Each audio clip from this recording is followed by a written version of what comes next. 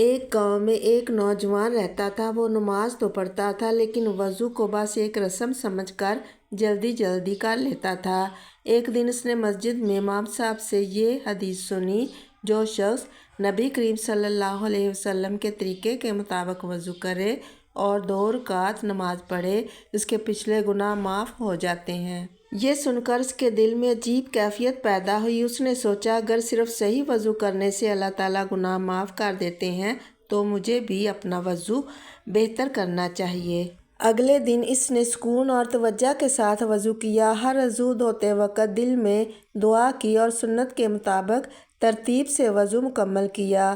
پھر 2 رکعت نماز پڑھی اور پوری کوشش کی کہ دل میں دنیا کے خیالات نہ آئیں۔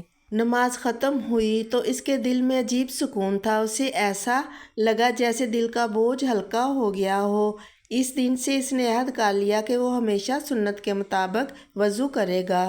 کچھ ہی دنوں میں لوگوں نے دیکھا کہ اس کے اخلاق بدل گئے ہیں، زبان نرم ہو گئی ہے اور دل میں خشوع پیدا ہو گیا ہے۔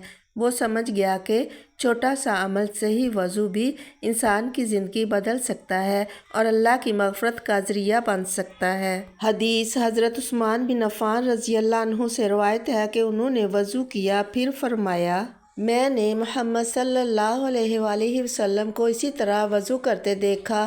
پھر آپ صلی اللہ علیہ وآلہ وسلم نے فرمایا جس شخص نے میرے اس وضو کی طرح وضو کیا، پھر 2 رکعت نماز پڑھی اور ان میں دل میں کوئی دنیاوی خیال نہ لایا، اس کے پچھلے گناہ معاف کر دیے جاتے ہیں۔ یاد رکھیں، صحیح وضو صرف صفائی نہیں بلکہ جنت کا راستہ آسان کرنے والا عمل ہے۔